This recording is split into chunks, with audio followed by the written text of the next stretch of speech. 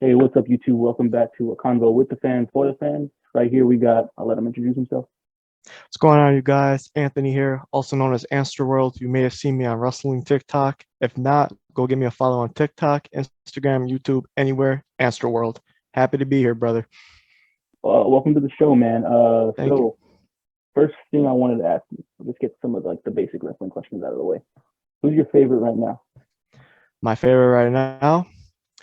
Well, since he's sidelined on the shelf right now, I got to say Seth Rollins. Well, Cody Rhodes was going to be my thing, but Seth Rollins, yeah. Those two have been killing it with those three matches. That uh, trilogy, amazing. One of my favorites in recent memory. what do you think about what's it called? Cody being out for so long, you know? Yeah, man, it alters everything. Who knows what could happen in WWE at the moment? It could be Mm-hmm. a new person taking up the spotlight, a new top baby face. Anything could happen at the moment. Mm-hmm. Whether it push Seth Rollins to the top, Riddle, anybody. What about AEW? AEW, my favorite AEW wrestler.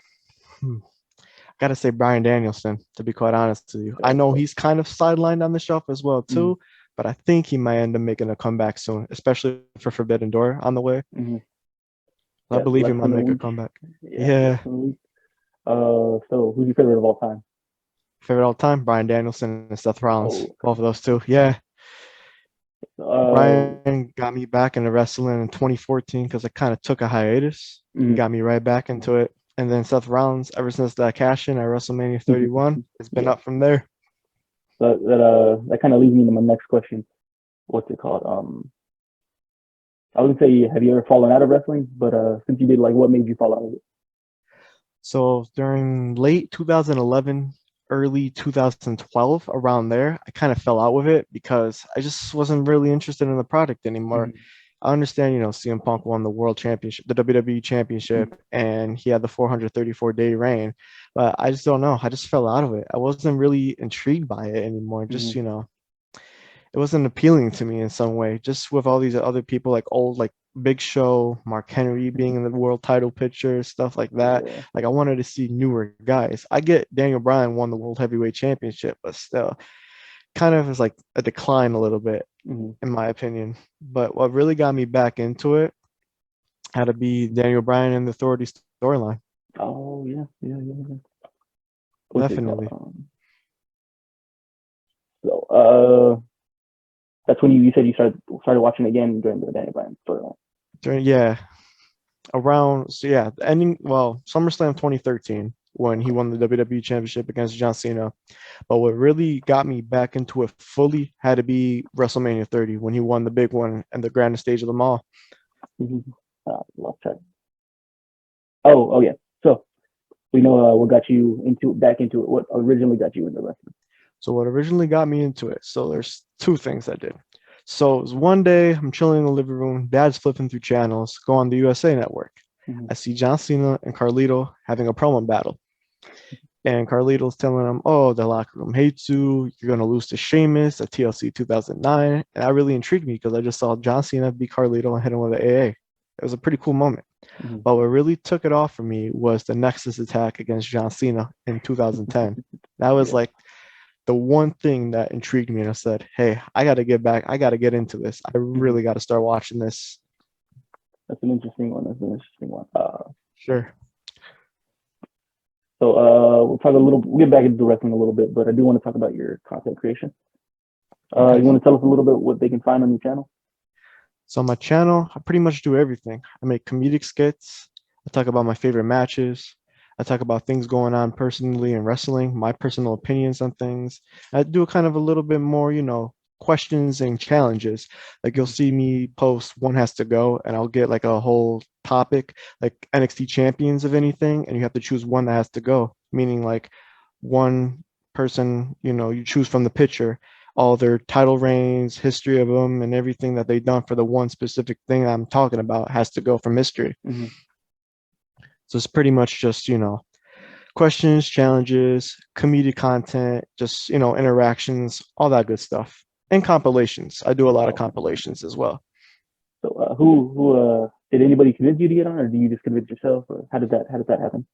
So I got TikTok during the pandemic, the beginning of it. I Mhm. just, downloaded it just because friends told me to download it just to look at funny videos so they could send me stuff. Then I ended up finding this one dude by the name of Narcolepsy Boy Mhm. 94. And I feel like he was the creator of Wrestle Talk. And he basically, got me more intrigued into it. Then I started finding all these other creators that were branching off of him, like mutuals and everything like that. Mhm. And that just inspired me to start posting more content or just posting content in general. Mhm. What's it called? What's some advice you'd give to a younger creator? Who, especially with, I'm sure you're aware of the little, I forgot his name, but he was basically bashing the guy for not knowing about the 24/7 time. What do Oh you what do yeah. you what do you say to a creator, a young creator that's like sees that and like, no, I don't want to do that now. All right. So yeah. First off, anybody watching this right now, apologies for that. That's not all of Wrestle Talk. There's No. some people on Wrestle Talk that are toxic. We all seen it firsthand. But on the better side, where people Mm-hmm. interact and talk about the thing we all love, which is pro wrestling, just be confident. Just post stuff you like. Just get into the conversation. Just be creative. Like if you want to post compilations, feel free to post compilations. Get some of the best clips that you like. Just compile them up together and just make a whole video about it. Just name it like best spots, best Mm-hmm. reversals, best mic promos, best heel tactics, stuff like that. Or if you have a little bit comedic trait in yourself, just start posting comedic stuff related to wrestling. People love comedic. So I did just before the interview, I did take a little look through your page and everything, and I see that you did start off with like the compilations and stuff. Mhm. What kind of was it like sort of like a confidence boost that got you to start showing your face and all that? Yeah, most definitely confidence boost because I was just like, okay, I have all these opinions and I have all these views, and I just want to post about them so I can interact with people and just chop it up about wrestling. Because around my area, not that many people like wrestling. I only have a Okay. couple friends who do, but they're Mm-hmm. not really on TikTok.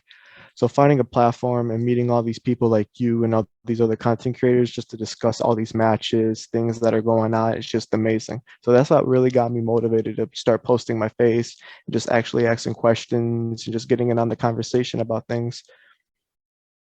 Have you had like any sort of TikTok video that maybe didn't go the way you wanted and say Oh that? yeah, for sure. Yeah, I've had a couple of videos in the beginning that weren't really taking off, whether it was a compilation or a little bit of comedic videos. They weren't getting that much traction. Kind of Mm-hmm. lost a little confidence, won't lie, but I've had a lot of motivation just to continue posting Yeah.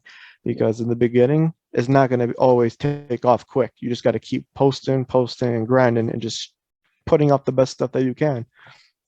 I had 20 posts on my page before one of them took off. So just keep trying. That's what I keep telling some of my friends. Just keep trying. They're just gonna one day they're For just gonna see sure, man. notifications. Man. Yeah, just one video isn't going to take off. You keep posting and you keep building your platform. People are going to see like, hey, he's being consistent. He's posting some good stuff, Mm-hmm. and they'll definitely tune in and Definitely, support you. definitely. So do you want to little talk about some good creators you've met on the app and positive experience? Elaborate a little bit more on how we're not all negative on here. Yeah, so some positive creators. I want to say Axel Guzman, 1017. He's Mm-hmm. one of my favorites. Me and him are pretty close. We've gotten close over the course of the last couple months. Man has good energy when it comes to TikTok. He tells his views. He's just a fun creator all around. Big fan. Another person I like is Lewis 4A722. He posts a lot of NXT content, which I love NXT, by the way. It's one of my Mm-hmm. favorite things in WWE. Well, right now, not really because of the Yeah. 2.0, because it took a little bit of a downfall, but Yeah. overall, his NXT content knowledge is just amazing. So, yeah, those are two people that I really love. And obviously, I love your content too, Appreciate it. taking me Appreciate back down to the memory lanes of it. all these matches that we forgot about. Brings me good joy and, gives me a little bit more insight of things I probably didn't know about the match. Appreciate it. Appreciate it. Of course. Um, so another question I have. Oh yeah. So we see a lot of positive content on your side, and I love that. Don't get me wrong, but I do want to hear some hot takes that you have. Anything you've been Those- wanting to get off your chest? All right, let's see. So my first one is Bryan Danielson is a top 10 wrestler of all time. I stick by that because of the amount of matches this man has had, the amount of people he's putting over his career, his ability to work as a face and his ability to work as a heel and get a good crowd reaction out of the arenas is just amazing. His technical ability as well too, just great. So that's why I say he's top 10 of all time, in my opinion, not just in WWE, but all in pro wrestling in general. Okay. So I did see this little thing that Malik and Scott McMichael did on their podcast. I kind of want to try a little bit with you for Bryan Danielson. I'm just gonna tell you Bryan Danielson. I'm gonna give you some names, and you're gonna say if Bryan Danielson is better, or I mean higher or lower on the all-time list. All right. Okay. We'll go Seth Rollins. Higher. Okay. Bret Hart. I want to say higher. Okay. I want to say higher. Okay. Stone Cold. I love Danielson. But Stone Cold, Danielson's got to be lower than Stone Cold. You can't go wrong with Stone Cold. Roman Reigns. Higher. Okay, well, at this very moment right now, or when it's said and done, you think, too? When it's said and done, in my opinion. Because right now, Danielson is taking a little, he's putting over the younger talent, just, working with the Blackpool Combat Club. Roman right now is at the peak of his career with that Universal Championship reign. You're just pummeling through the whole roster in WWE. So when it's all said and done, though, I think Danielson. CM Punk?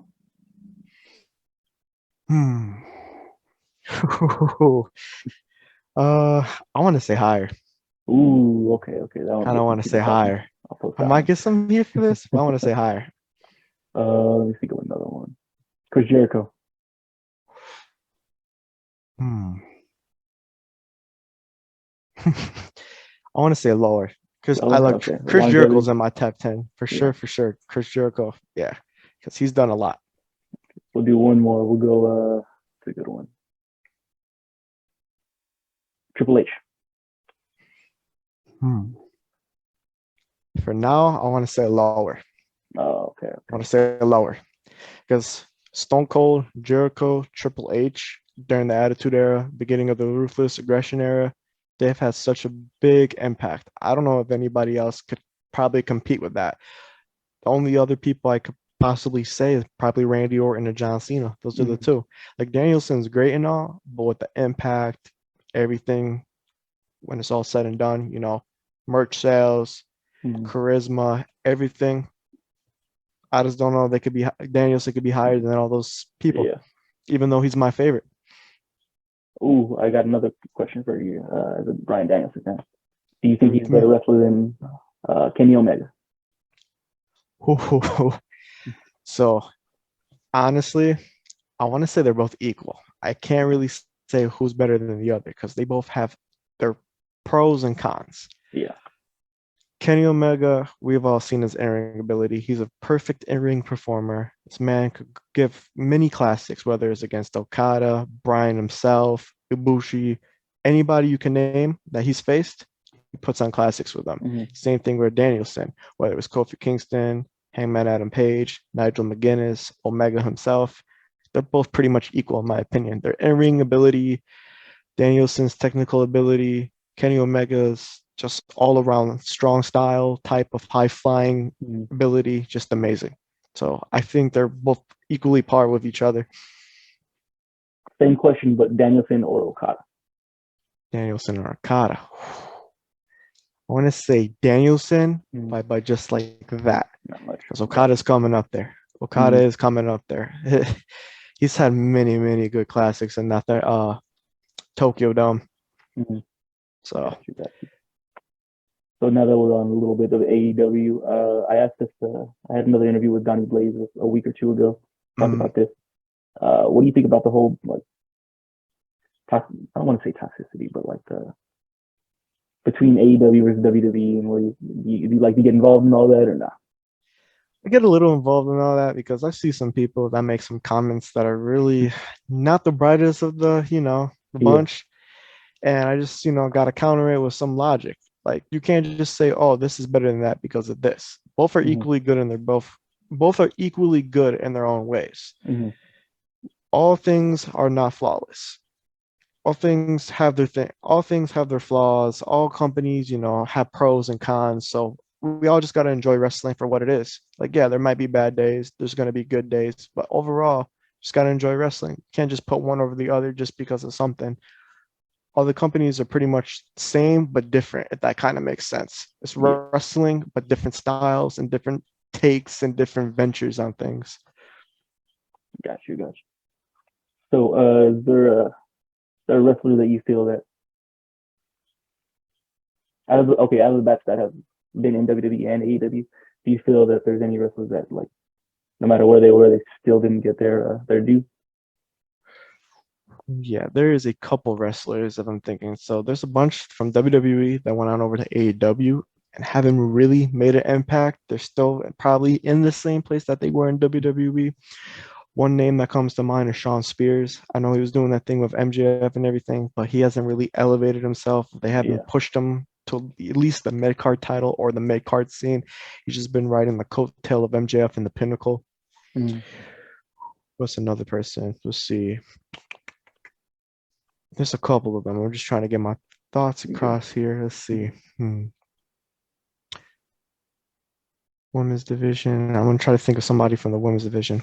Ruby Riott. That's one person I Mm. want to talk about. I really feel like when she came in and won that Casino Battle Royal, they should have just pushed her to the moon, even rewarding her with the AEW Women's World Championship. But as soon as she lost that match with Britt Baker, I felt like she hasn't really done anything significant. Yeah, she's gotten a couple wins then and there, but she hasn't really done anything to solidify her, credibility on the AEW roster. Mm. She should have won the Owen Hart Cup for the women's side, in my opinion. But ever since that, I just don't know what they're going to do with her. I somewhat feel that kind of brewing for Tony Storm as well because I don't see her winning that AEW Women's Championship. I think that's tonight. No, that's a Forbidden Door. Sorry. I don't really see that happening, and I feel like that's kind of be the same story for her. But For sure. how do you feel about Tony Storm right now? Tony Storm, she's slowly creeping up there. She's slowly trying to make a name for herself in AEW, and I respect that. She's got incredible wins against Britt Baker, Jamie Hayter. So I've seen her, she's going up there. I don't know if she'll win the AEW Women's World Championship at Forbidden Door. I think they're going Mm. to let Thunder Rosa hold that on Yeah, for a little while. Even though Thunder Rosa, like she even says herself that she doesn't feel too much appreciated or like a real world champion because how yeah, they're pushing Jade Cargill as like the top champion, even though yeah, she has the mid card title. But I feel like sooner or later they'll start giving Thunder Rosa her flowers and she'll start, yeah. elevating that championship and elevating the women's world title picture a little bit better. Maybe this match this coming Sunday with Tony Storm could show us, hey, the women's world title is relevant. We care about it. Let's, start pushing it more towards the viewers and everybody on the roster that we're going to be getting more better matches and everything like that. Got you, got you. Uh, guess same question, but as far as the WWE side, who do you feel is undervalued, I guess, right now? Underappreciated. Let's see. Just a couple of them. I want to say Chad Gable. Chad Chad Gable, Gale. I know he gets a little bit of TV time then and there, but this man, if they give him the right tools, give him enough TV time, give him more mic time and everything, let him break out better as a single star, I feel like he could potentially be a mid card champion, if not Mm. world champion. But it's just got to be the right time, right place, and just give him all the keys and components. Everything they've given him, he's knocked out of the park. I mean, minus the Shorty G thing, but you can't really do anything with that. Definitely. But His in-ring ability is just good, but it's just the gimmicks and just, not giving the opportunity. It's just what's holding him back a little bit. exactly, exactly. So, speaking of that, and he's in a tag team wrestling. How do you are you like a big fan of it, or do you not really care for it, or how's it going? Tag team wrestling, I love tag team wrestling. Mm. Honestly, it's just probably one of the best things going on right now, whether it's in WWE or AEW. Both companies show their strengths in tag team wrestling. Even though there's, talks that Vince McMahon does not like tag team wrestling, we can see in his division, the Usos, Alpha Academy, RK Bro, and Street Profits. Those four teams are holding it down for the tag team division. As for AEW, you got teams like the Lucha Bros, Young Bucks, Jurassic Express, even though they've been kind of lackluster lately, they've held their ground a little bit. And teams possibly like House of Black, they're all been holding down the tag team divisions in their respective companies. Exactly. So NXT fan, big NXT fan. How about that NXT tag team division? Basically, the whole black and gold era. Do you miss Black it? and Gold era. Oh, there's a lot of great teams from that era, whether it's DIY, FTR, known as Revival back in Yeah, WWE times, Authors of Pain, I UE, everybody. understand. They just been holding it down. They were holding it down during that time. And I really feel like during, what's it, 2016 all the way to maybe 2019, 2020-ish, tag team wrestling was pretty much revived again and just the main focal point in wrestling. I know a lot of people who wanted to see tag team wrestling over singles wrestling just because of NXT. Mm-hmm. Just Some sucks great because that times. should have translated to the main roster, but it never did. Well, I mean, Yeah, they tried, but they couldn't yeah. get the full thing. Uh, talk a little briefly about Vince McMahon. What do you think of him like just showing up, saying what's up, and then leaving these past two episodes of WWE?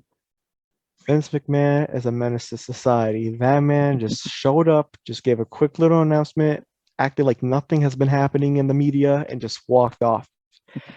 This whole situation in general, though, who knows what's going to happen in the Yeah. next couple of months, weeks, years, whatever it might be. Mm-hmm.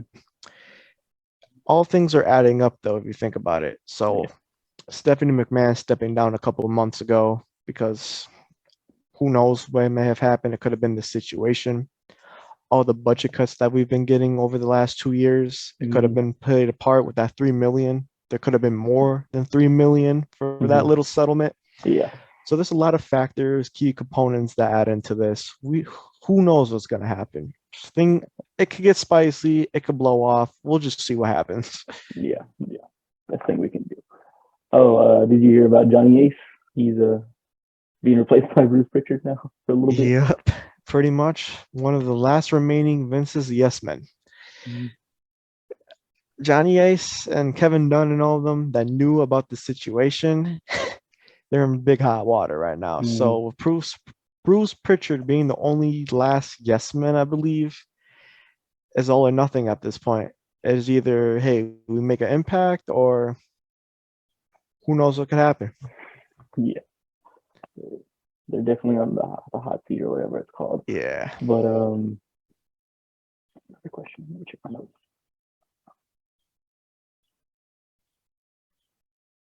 Oh, there you go. This what do you think about the a little bit kind of related to that, not really, but with Heat, I guess. Sasha Banks and Naomi. How did you feel about all that? Honestly, anybody could say they were unprofessional. I could understand that from a viewpoint, but at the same time, they were getting disrespected. They weren't given opportunities. Well, they were given opportunities, but it was just like, here you go, and then just be used at a lower point, not using to their full ability, Yeah. their peak, pretty much. So Sasha Banks and Naomi put their foot down, stood up for what they believed in, and are making a movement. And I 100% agree with them. Gotta I feel respect. like everything that they've done over the last couple of weeks, I appreciate what they've done. They're putting a foot down for the locker room, for anybody who, hasn't been used for their full potential or just, their talent has not been used to the full extent. I really appreciate or I really love the fact that Sasha Banks and Naomi did that. A little bit more on the women with it's a little bit of this it's kind of viewpoint for I guess with in IWC that AEW's women's division is just not it. Well, how do you feel about comparing those two divisions? So the WWE Women's Division, it's amazing. Like I know we've gotten a bunch of stars or women released from the WWE over the course of the last 2 years, but they still, they're prominent in that division. You got Bianca Belair, Becky Lynch, Carmella, Selena Vega, Asuka. You still got a whole bunch of people in that division that are prospering right now, that are on TV, that are putting out some classic matches, banger matches. So it's good. But on the other side, AEW, they haven't been really up to par with the women's division. You got a bunch of talented women. Britt Baker, Jamie Hayter, Tony Storm, Thunder Rosa, Nyla Rose even. Just I feel like it's just a whole scramble. They don't know what the direction. They don't know what direction they're going in. It's all over the place pretty much. You got Jade Cargill too as a mid-card champion, and she's holding it down. But at the same time, we got the world champion who's supposed to be the main event for the women's division not being really used properly and just, having a lackluster reign, which is sad to say pretty much because I'm a big fan of Thunder Rosa. Mm-hmm. Did you hear about that whole thing with Thunder about the sandbagging or whatever? Sandbagging, yeah. I could see why people said that because in the match, if you saw how, she was going down for that move or whatever, and she kind of was like dodging it a little bit. I don't know if she was just trying to like sell it or storytell or do something different that might, appeal the viewers' eyes. But I honestly don't know why people would say she's sandbagging or whatever, or being unprofessional. She's probably one of the best women's wrestlers in recent history or recent times right now. Mm-hmm. And she's been holding it down. She's worked really hard to get where she's at right now. So all the slander and everything, yes, I know the title reign is a little bit lackluster, but it's just the booking. That's all it is. It's not the in-ring talent. It's just the booking. But yeah, Thunder Rosa, the sandbagging thing, I kind of see what people see about that. But in my opinion, she's professional. There's no way she could be unprofessional. She has too much love for this business, and doing so will just ruin her credibility. She would not be able to do that. I don't see her doing that whatsoever. Do you think if they have her drop, I don't think she will, but if they have her drop the title to Tony Storm at Forbidden Door, do you think that's kind of their way of saying, oh yeah, in a way, yeah, I could kind of see, them dropping the title from her to Tony Storm just to push Tony Storm, someone who's been underutilized in many other companies and just, giving her time, her big break. But at the same time, Thunder Rosa, I really feel like she deserves a long, lengthy reign because she's been holding it down for over a year and a half in AEW with the classics against Britt Baker. And just giving her this title reign and just giving her all these opponents and everything to just showcase her talent and her abilities. I really think Thunder Rosa just should keep that title. I don't think she should drop that to Tony Storm whatsoever. Mm-hmm. She got you. As much as Tony Storm is goated, I just don't think she's ready yet for the title. Just let Rosa's reign marinate a little bit. Maybe down the line, maybe all out. We can see that happening. Got you. Okay. Oh yeah. So Jade Cargill, how do you feel about her? Do you think she'll ever make the jump to WWE or anything like that? That's a tough one to say because she's doing really great things in AEW right now. I know people in the beginning were not that big of a fan of her because they were saying she's green, oh, she's new, she's not that good in the ring, but she's improved. You can see she's improved a lot, and she's been holding it down with that TBS championship. She's been putting out some really great matches with the likes of Anna Jay or Julia Hart or whoever it might be. She's been holding it down. She's been a dominant force, and I really like that. As regards to her going to WWE in the near later future, it could possibly happen. She has the physique. If she gets better in ring, I could see, talks of her going to WWE start to spark. How do you who else do you see making the jump from either WWE to AEW or AEW to WWE? Just a couple people.